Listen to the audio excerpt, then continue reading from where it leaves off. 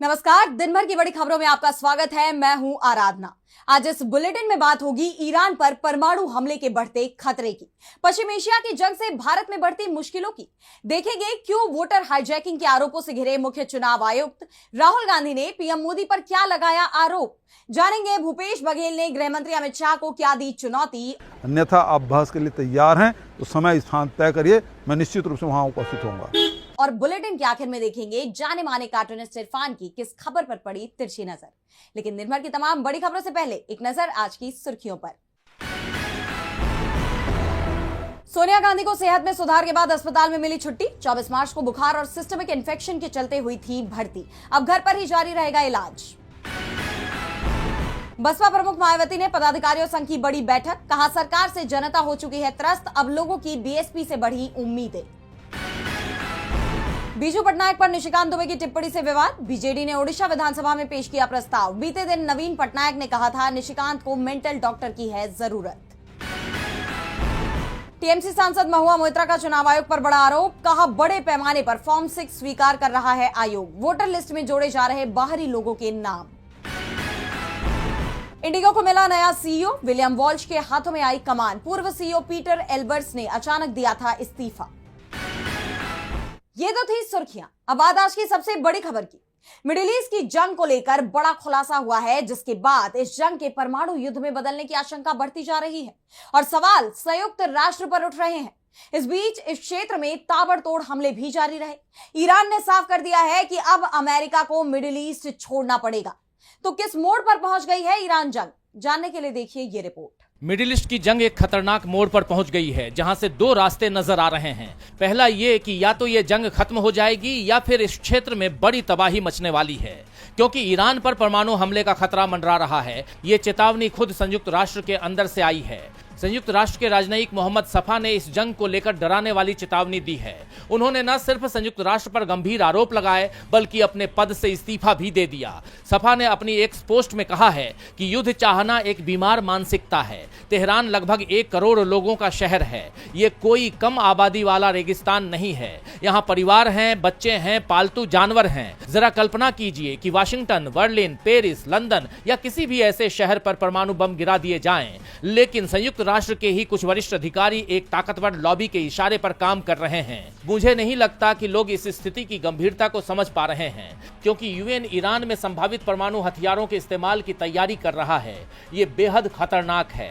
उनके इस बयान ने दुनिया भर में हड़कंप मचा दिया है, क्योंकि दुनिया अब तक हिरोशिमा और नागासाकी में मची तबाही को भूली नहीं है। ऐसे में एक और परमाणु हमले का जोखिम उठाना मुमकिन नहीं है। लेकिन जिस तरह अमेरिका और इजराइल बार बार ईरान के परमाणु संयंत्रों के पास हमले कर रहे हैं, उसे देखते हुए इससे इनकार भी नहीं किया जा सकता कि कभी भी ये जंग परमाणु जंग में बदल सकती है। इसी कड़ी में अमेरिका ने एक बार फिर ईरान के परमाणु शहर इस्फहान पर 2000 पाउंड के बंकर बूस्टर बमों से हमला किया है। इन हालात में कतर ने इजराइल और अमेरिका को चेताया है कि सभी पक्षों को ऊर्जा और परमाणु अवसंरचना पर हमले करने से बचना चाहिए। हॉर्मुज स्ट्रेट के भविष्य का फैसला पूरे क्षेत्र को मिलकर करना चाहिए। इजराइल की घुसपैठ और लेबनान में बफर जोन की चर्चा अंतर्राष्ट्रीय कानून का उल्लंघन है। वहीं रूस का भी गुस्सा फूट पड़ा। रूसी विदेश मंत्री सेर्गेई लाव्रोव ने आरोप लगाया है कि अमेरिका और इजराइल ईरान और उसके पड़ोसी देशों के बीच संबंधों को सामान्य बनाने की कोशिश नहीं कर रहे हैं। मिडिल ईस्ट में चल रहे सत्ता परिवर्तन का उद्देश्य तेल और गैस संसाधनों पर अधिक नियंत्रण हासिल करना है और यह संकट एक व्यापक संघर्ष में तब्दील हो सकता है। तो मौजूदा हालात में इस जंग को लेकर अमेरिका और इजराइल बुरी तरह घिर गए हैं। अंतर्राष्ट्रीय स्तर पर तो दबाव बढ़ ही रहा है, साथ ही ईरान के हमले भी जारी हैं। ईरान का आरोप है कि इजराइल और अमेरिका के हमलों में कैंसर की दवा बनाने वाली फैक्ट्री को निशाना बनाया गया है। इसके साथ ही ईरानी सेना की तरफ से जोरदार पलटवार भी किया गया है। उन्होंने सेंट्रल इजराइल को निशाना बनाते हुए कई मिसाइलें दागी हैं, जिसमें 6 लोग घायल हो गए। मिसाइल के टुकड़ों के गिरने से मध्य इजराइल में कारें आग की लपटों में घिर गईं। वहीं दुबई के समुद्री क्षेत्र में एक पूरी तरह से भरे हुए कुवैती टैंकर पर भी हमला किया गया है। ईरान के विदेश मंत्री अब्बास अरागची ने साफ कर दिया है कि अब अमेरिकी सेनाओं के लिए पश्चिम एशिया क्षेत्र छोड़ने का वक्त आ गया है, यानी अब उसकी तरफ से हमले और तेज हो सकते हैं। ऐसे में इस क्षेत्र को लेकर अनिश्चितता बढ़ती जा रही है। पश्चिम एशिया की जंग की वजह से भारत में भी ऊर्जा संकट गहराता जा रहा है। वहीं डॉलर के मुकाबले रुपए में भारी गिरावट देखी जा रही है। इसे लेकर विपक्ष ने मोदी सरकार के खिलाफ मोर्चा खोला हुआ है। हालांकि सरकार लगातार दावा कर रही है कि एलपीजी की कोई समस्या नहीं है और अब विपक्ष ने सरकार के इन दावों को झूठा साबित करते हुए सबूत सामने रख दिए, जिससे सरकार बुरी तरह घिर गई है। तो क्या है ये पूरी खबर, देखिए इस रिपोर्ट में। मिडिल ईस्ट में जारी जंग का दायरा लगातार बढ़ता जा रहा है, जिससे भारत में एलपीजी संकट भी गहराता जा रहा है। जमीनी हकीकत यह है कि छोटे शहरों से बड़े शहरों में कमाने खाने आए मजदूर अपने घरों को वापस लौट रही हैं। वहीं कई फैक्ट्रियों पर ताला लग चुका है, लेकिन सरकार लगातार ये कह रही है कि स्थिति उतनी खराब नहीं है जितना पैनिक किया जा रहा है। और अब इस पर विपक्ष ने सबूत पेश कर दिए हैं। कांग्रेस ने वीडियो शेयर कर दिखाया है कि सिलेंडर लेने के लिए लोग कैसे लाइनों में लगे हुए हैं। इसे लेकर कांग्रेस ने एक्स पर पोस्ट किया है। देश में एलपीजी संकट ने तबाही मचा रखी है। लोगों के घरों में चूल्हा नहीं चल रहा, हर तरफ एलपीजी के लिए लंबी लाइनें लगी हैं। कपड़ा, मार्बल, केमिकल फैक्ट्रियां बंद हो रही हैं। लोग बेरोजगार हो रहे हैं, मजबूरी में घर लौट रहे हैं। रेलवे स्टेशनों में हर तरफ अफरा तफरी का माहौल है, लेकिन नरेंद्र मोदी को लोगों की तकलीफें नजर नहीं आ रही। उनका सब चंगा सी मोड ऑन है। एक तरफ सरकार एलपीजी को लेकर घिरी हुई है, तो दूसरी तरफ रुपए में बड़ी गिरावट को लेकर भी विपक्ष ने मोर्चा खोल दिया है। जैसा आप जानते हैं कि डॉलर के मुकाबले रुपया 95 की दर पर पहुंच गया है। इसी कड़ी में अखिलेश ने एक्स पर पोस्ट किया है। गिरने के मामले में रुपए और भाजपा की छवि के बीच जबरदस्त मुकाबला चल रहा है। जैसे जैसे भाजपाई लोगों के कांड कुकर्मों और भ्रष्टाचार का पर्दाफाश हो रहा है, वैसे वैसे भाजपाई छवि और भी नीचे गिरती जा रही है। भाजपाइयों और उनके संगी साथियों के खुलासे तो हो रहे हैं, लेकिन इस्तीफे नहीं। भाजपा में हमेशा नैतिक दिवालियापन रहा है, अब तो वो पराकाष्ठा पर है। विपक्ष के इन हमलों से सरकार घिरी हुई दिखाई दे रही है। देखना होगा कि इन आरोपों पर सरकार की तरफ से कोई जवाब आता है या नहीं। देश में ऊर्जा संकट गहराता जा रहा है। वहीं पश्चिम बंगाल में चुनावी पारा चरम पर है और अब मुख्यमंत्री ममता बनर्जी ने चुनाव आयोग को एक चिट्ठी लिखकर बीजेपी पर वोटर हाईजैकिंग का सनसनीखेज आरोप लगाया है। ममता का दावा है कि बंगाल की वोटर लिस्ट में फर्जी तरीके से बाहरी लोगों के नाम शामिल करने की बड़ी साजिश रची जा रही है। उन्होंने चुनाव आयोग की निष्पक्षता पर भी गंभीर सवाल खड़े किए हैं। देखिए ये रिपोर्ट। पश्चिम बंगाल की मुख्यमंत्री ममता बनर्जी ने राज्य की वोटर लिस्ट में बड़े पैमाने पर हेराफेरी का आरोप लगाते हुए चुनाव आयोग को एक पत्र लिखकर कड़ा विरोध दर्ज कराया है। ममता ने इसे बंगाल के लोगों के लोकतांत्रिक अधिकारों के खिलाफ एक गंभीर साजिश करार दिया। उन्होंने बताया, मैंने मुख्य चुनाव आयुक्त को पत्र लिखकर बंगाल के लोगों के लोकतांत्रिक अधिकारों के खिलाफ रची जा रही एक गंभीर साजिश के बारे में आगाह किया है। भाजपा के एजेंटों को पश्चिम बंगाल के मुख्य निर्वाचन अधिकारी के कार्यालय में हजारों फर्जी फॉर्म 6 जमा करते हुए रंगे हाथों पकड़ा गया है। ये बाहरी और गैर निवासियों को बंगाल की वोटर लिस्ट में घुसाने के लिए वोटर हाईजैकिंग की एक कोशिश है। बीजेपी ने यही गंदा खेल महाराष्ट्र और दिल्ली में भी सफलतापूर्वक खेला था। ममता बनर्जी ने चुनाव आयोग की भूमिका पर भी सवाल उठाए। उन्होंने आगे कहा, एक तरफ 60 लाख से अधिक वास्तविक वोटरों के आवेदन अभी भी लंबित हैं और दोषपूर्ण एसआईआर प्रक्रिया के कारण 200 से ज्यादा लोगों की जान जा चुकी है। वहीं दूसरी तरफ चुनाव आयोग बंद दरवाजों के पीछे इन थोक फर्जी आवेदनों को स्वीकार करने की संदिग्ध जल्दबाजी दिखा रहा है। मुख्यमंत्री ने जोर देकर कहा कि ये प्रक्रिया न सिर्फ अवैध है, बल्कि सुप्रीम कोर्ट के निर्देशों का भी सीधा उल्लंघन है। टीएमसी प्रमुख ने मांग की है कि चुनाव आयोग इस अलोकतांत्रिक प्रक्रिया को तुरंत रोके। उन्होंने साफ किया कि 28 फरवरी 2026 को फाइनल वोटर लिस्ट प्रकाशित होने के बाद किसी भी संदिग्ध नाम को जोड़ने की इजाजत नहीं दी जानी चाहिए। ममता ने चेतावनी भरे लहजे में कहा कि बंगाल अपने लोकतंत्र को दिन दहाड़े चोरी नहीं होने देगा और राज्य की जनता इस पूरी स्थिति पर पैनी नजर रखे हुए है। ममता बनर्जी ने चुनाव आयोग पर गंभीर आरोप लगाए हैं, तो राहुल गांधी ने भी पीएम मोदी को निशाने पर ले लिया। दरअसल राहुल केरल में विधानसभा चुनाव के प्रचार के लिए पहुंचे हुए हैं। कांग्रेस अपना घोषणा पत्र जारी कर चुकी है और अब राहुल ने कन्नूर और कालाची में जनता को संबोधित करते हुए मौजूदा सरकार पर निशाना साधा, साथ ही पीएम मोदी पर भी गंभीर आरोप लगाए। तो क्या कुछ कहा राहुल गांधी ने, जानेंगे इस रिपोर्ट में। केरल विधानसभा चुनाव के लिए प्रचार अब अपने चरम पर है। इसी सिलसिले में कांग्रेस सांसद राहुल गांधी ने कन्नूर और कराची में जनसभाएं कर चुनावी माहौल गर्मा दिया है। एक दिन पहले ही राहुल गांधी ने केरल की जनता के लिए यूडीएफ का मैनिफेस्टो जारी किया था और अब उन्होंने प्रचार जारी रखते हुए सरकार पर गंभीर आरोप लगाए हैं। राहुल गांधी ने विदेश नीति और पीएम मोदी पर सवाल खड़े किए। उन्होंने दावा किया कि पीएम मोदी ने हर साल 9 लाख करोड़ के अमेरिकी सामान खरीदने का वादा किया है, जिससे भारत के लघु और मध्यम उद्योग तबाह हो जाएंगे। राहुल ने कहा, पीएम मोदी दबाव में काम कर रहे हैं। अमेरिका एपस्टीन फाइल्स के जरिए उनकी छवि को नुकसान पहुंचाने की धमकी दे रहा है। साथ ही अडानी समूह पर चल रहे आपराधिक मामलों के कारण बीजेपी बैकफुट पर है।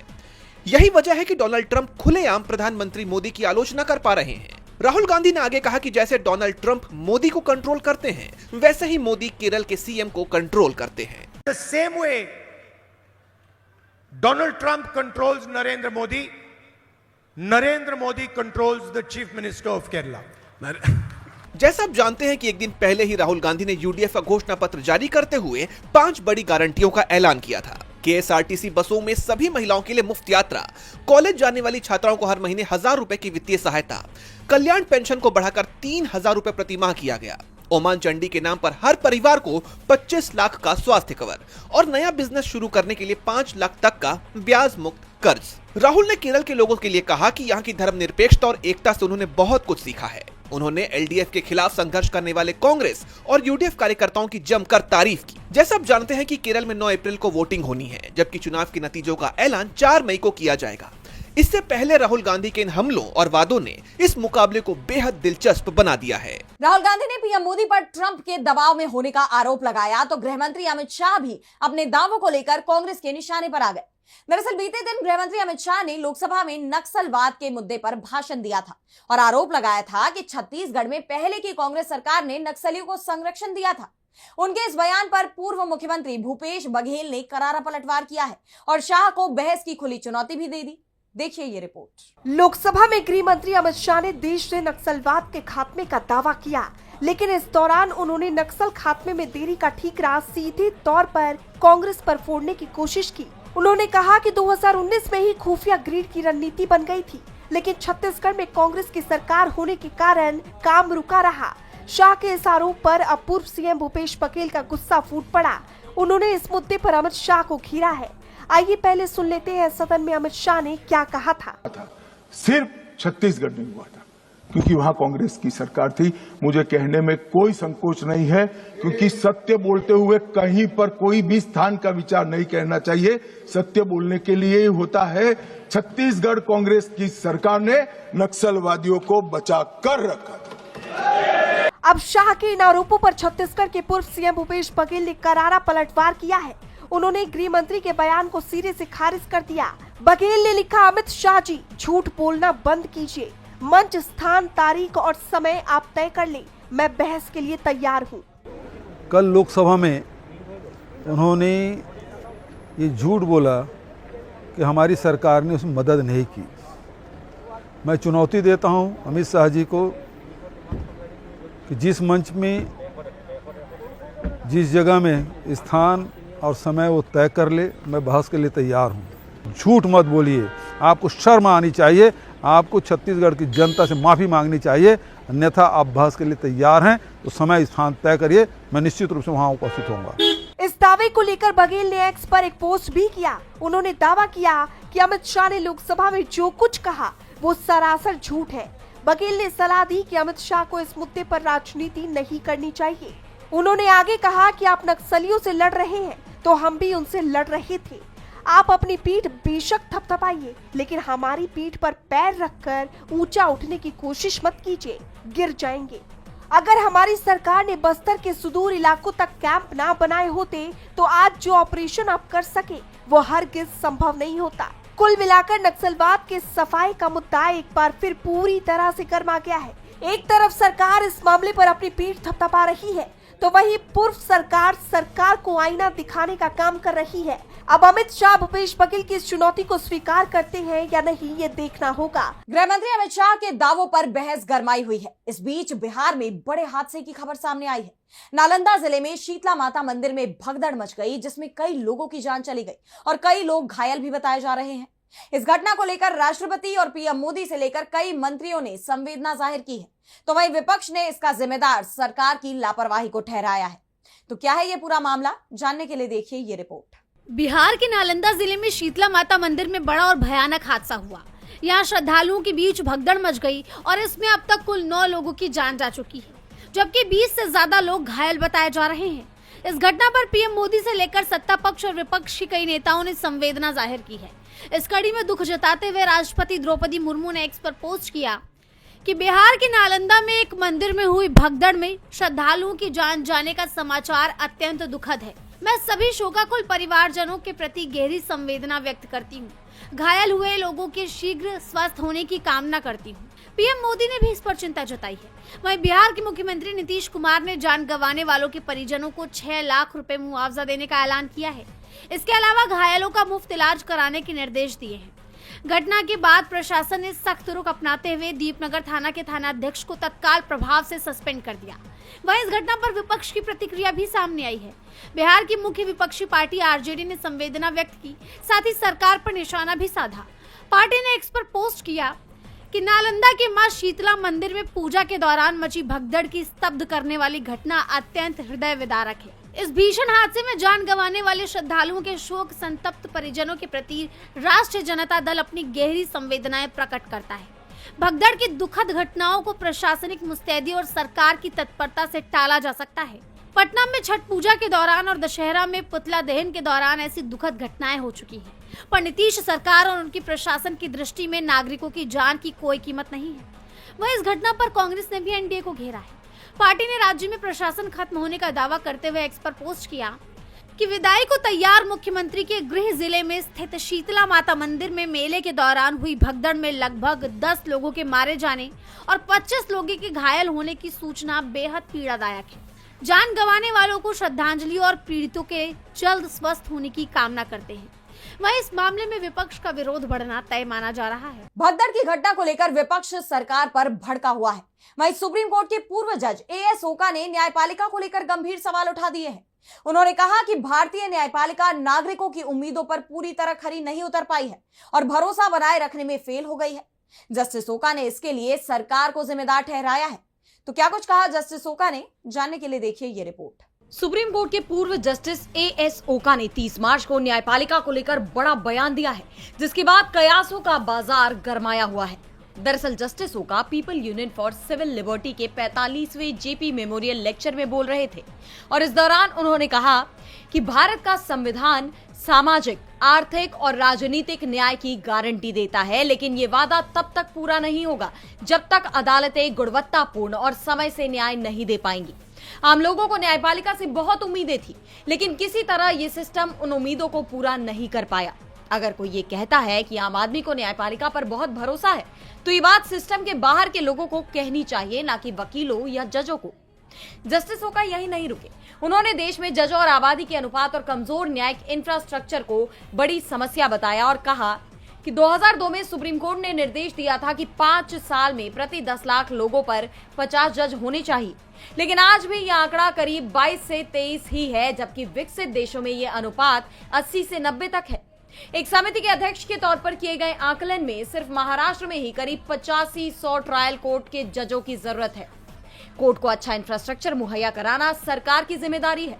जस्टिस ओका ने मुकदमों के बढ़ते बोझ पर भी चिंता जताई। उन्होंने उदाहरण देते हुए कहा कि मुंबई की एक मजिस्ट्रेट कोर्ट में रोज 100 से 150 मामलों की सुनवाई होती है। इनमें 30 से 40% मामले चेक बाउंस से जुड़े होते हैं, जबकि बाकी आपराधिक, वैवाहिक और घरेलू हिंसा के मामले होते हैं। ऐसे में ये एक बड़ी समस्या है। जस्टिस ओका के इन बयानों ने सरकार पर गंभीर सवाल उठा दिए हैं। अच्छा इंफ्रास्ट्रक्चर मुहैया करने को लेकर सरकार अब घिर गई है। ऐसे में देखना यह होगा कि जस्टिस ओका के बयानों का कितना असर देखने को मिलता है। और बुलेटिन के आखिर में देखेंगे जाने माने कार्टूनिस्ट इरफान की किस खबर पर पड़ी तिरछी नजर।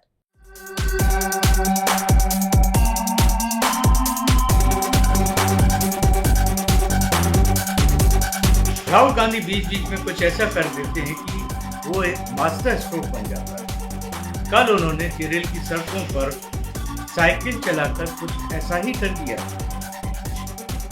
जहां पर देश में पेट्रोल की किल्लत हो रही है, वहीं पर बीजेपी जगह जगह पर बाइक रैलियां कर रही है और प्रधानमंत्री की आम सभा में भीड़ जुटाने के लिए 1800 बसें लगा दी जा रही हैं।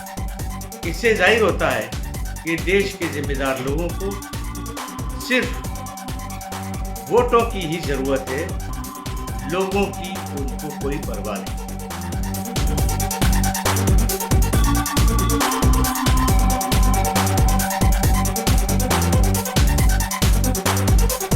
बहुत बहुत शुक्रिया इरफान जी। तो आज इस बुलेटिन में इतना ही। आप देखते रहिए डीबी लाइव। नमस्कार।